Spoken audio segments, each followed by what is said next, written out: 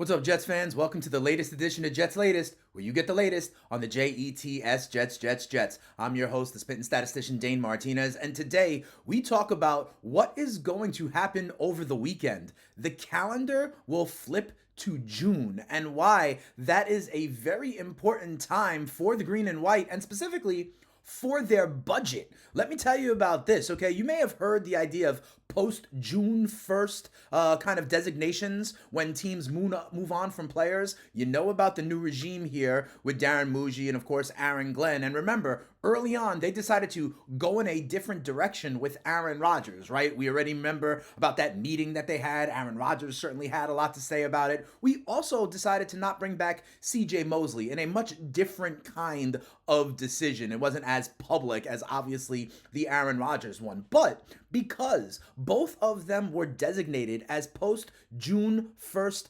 cuts, the Jets are going to save actually over $22 million with those roster moves, okay? Their cap hits, Aaron Rodgers and CJ Mosley, their cap hits go from over $36 million down to just $13.5 million once we hit June. So what does that mean? That means the Jets, who had around $25 million in cap space, and that was right around the middle of the league, okay? 16th most in the NFL. With this influx, that number is going to go up to $47.8 million. That as per overthecap.com. We've been talking a lot about, the extensions on the horizon potentially for Garrett Wilson and of course for Sauce Gardner as well. Well, here is where the money could come from. Once these kind of post June 1st designations go onto the books as opposed to coming off the books, right? Then Muji may have enough money to go ahead and actually extend G5 and Sauce Gardner. And Garrett Wilson is actually confirmed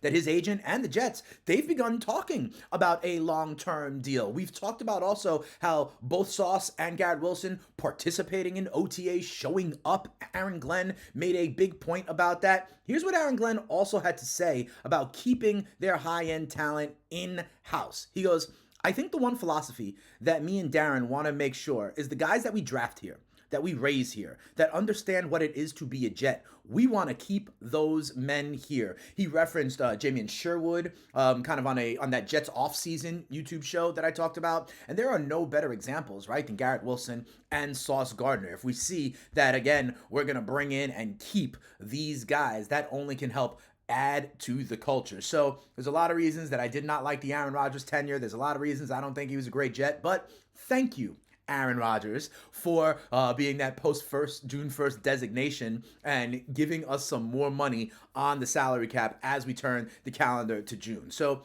there is that influx of cash. I do believe that extending Garrett Wilson and Sauce Gardner are priorities for the Jets. But let's look at a couple of other ways that we may spend that money, right? Like, a number of people have said that maybe we need to add another wide receiver along with Garrett Wilson. I personally actually like the composition of the wide receiver room. We'll get into that in a minute. But here are two name brand wideouts that are still out there in free agency. The first is Keenan Allen. You know the name Keenan Allen, tons of years with the Chargers, was with the Chicago Bears last year. He's 33 years old. He's been a Pro Bowler 6 different times, okay? Last year with the Bears, 70 catches, 744 yards, 7 touchdowns. A lot of people thought that it was kind of a down year actually for Keenan Allen, but here's the deal, okay? He was in a room that had DJ Moore as the lead dog as opposed to when he was the lead guy in Los Angeles and San Diego with the Chargers, right? But also, Caleb Williams, their rookie quarterback, was running for his life the whole year. He was sacked more than any quarterback in the NFL. And quite frankly, 70 catches, over 700 yards, 7 touchdowns is still a decent year as a down year. And as you see here, he's had over 97 catches and over 990 yards in 6 of his last 8 seasons. He is 33 years old, but we are talking about that kind of veteran sprinkle, right? He would be an incredible kind of sure-handed guy to add to the wide receiver room, and he is still available, although he would probably command some money. Another guy is Amari Cooper. Amari Cooper also over 30 years old, a 5-time Pro Bowler. Remember, he started last year with the Cleveland Browns, then was traded mid-season over to the Buffalo Bills, where they thought he was going to be the number 1 wide out there and really augment that Bills offense for MVP Josh Allen. But I got to tell you the truth, that is a cautionary tale. While Amari Cooper has had 7,000 yard seasons, right? From 2015 down to 2023. He is now 31 years old, and he didn't do much for the Bills, okay? He had 3 or fewer catches in 8 of the 11 games he played last year with Buffalo, and check that out, a 13.8% drop rate. That is very high, and quite frankly, I don't know if this point of his career, if he's any better than Josh Reynolds, if you want to know the truth. I actually like the composition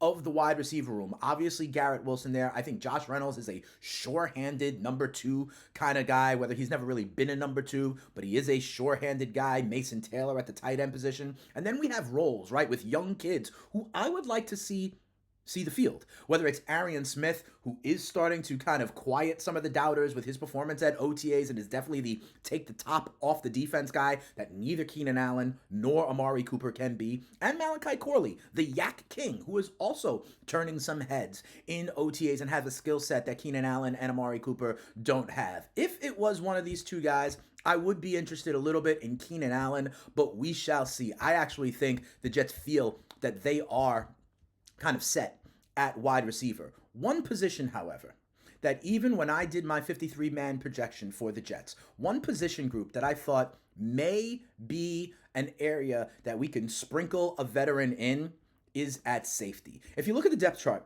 at safety, right, we have Andre Sisco, who we signed. We have Tony Adams, who's here from last year. But remember, he was actually benched last year, right? Those are the starting safeties. We did draft Malachi Moore in the 4th round, who I do think is going to be a talent for us moving forward. He is a rookie, and he can play in a lot of different places. I also believe, and I've said this since he signed, that Brandon Stevens, the signee from Baltimore, has the experience of being a little bit of a cornerback and can play a little bit of safety. So there is some flexibility there as well. But I want to let you know about 3 safeties that are out there on the market who could be, like I've been saying, this kind of vet sprinkle in. First is Justin Simmons. You know him. He is a 4-time second-team All-Pro.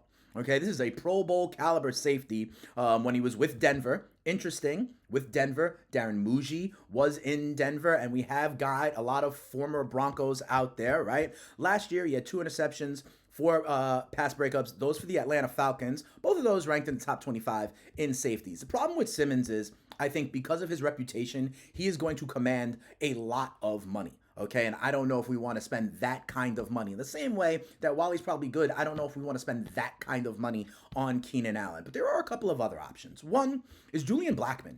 Now, he may fit a little bit more, right? 26 years old. We know we were going for the young talent, guys that have flashed, right? Blackmon played for the Colts last year. 7 interceptions and 12 pass breakups over the last couple of seasons, right? So big time stats, could be one of those kind of ball hawks. We've been talking about taking the ball away a lot, recently with Cisco and others, right? And I think Blackmon could fit that. He also, as per PFF, he had a 73.5 coverage grade last year, okay? That was good for 23rd among the 171 safeties that had enough snaps to kind of be rated and ranked. So a kind of upper tier coverage safety in Julian Blackmon. He is a name to note, and he is only 26 years old. And then I mentioned it briefly in a previous episode of Jets Latest. Jamal Adams is still out there as well, right? This is a former Jet. This is a former number 6 overall pick for the Jets. Remember, he did have a couple of Pro Bowl seasons, an all-pro season for the Jets, then bounced around the league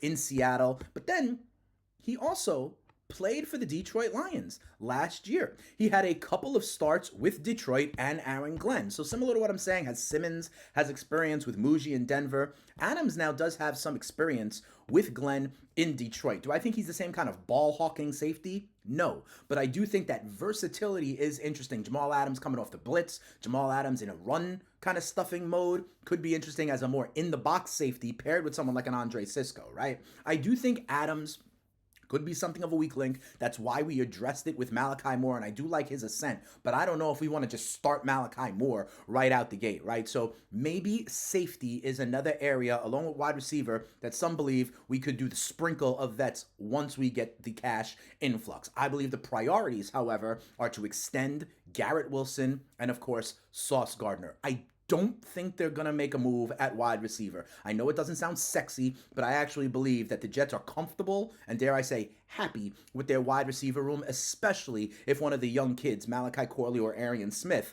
really show up and show out and show that they can be a number 2, 3 receiver along with Josh Reynolds. Don't forget about also Tyler Johnson. Don't forget about Alan Lazard as well. So again, the names aren't sexy, but I do believe the wide receiver room is kind of full. Safety, however, is a position to keep an eye on. But one thing I know for sure is as the calendar turns to June, all of a sudden the Jets are going to have a lot more cash. So let's see what they do with it. Hopefully it starts with extensions for Garrett Wilson and Sauce Gardner. That'll do it for this episode of Jets Latest. Remember to like these videos, subscribe to the Jets fan channel, hit me up in the comments. I love engaging with you guys, talking about the green and white. Hit me up on social media, on Twitter, X, at Spittin' Speeds. And if you want to hear more from me, I am the host of the FTN Fantasy Show over on SiriusXM, Channel 87. We focus on fantasy football, fantasy baseball, but it doesn't matter. We talk all sports. The NFL, Major League Baseball, the NBA, and NHL playoffs are ongoing, and FTN is a great website. All sorts of content, all sorts of data, giving you the winning edge to be a better fantasy player and a better sports gambler. So check that out. But if you want the green and white, you know where to come. It is Jets Latest, where you get the latest on the Jets, Jets. That'll do it for this episode. Have a great weekend, everybody. The calendar turns to June. The Jets get some cash and OTAs continue, and we'll be here to talk about it. We out of here. Peace.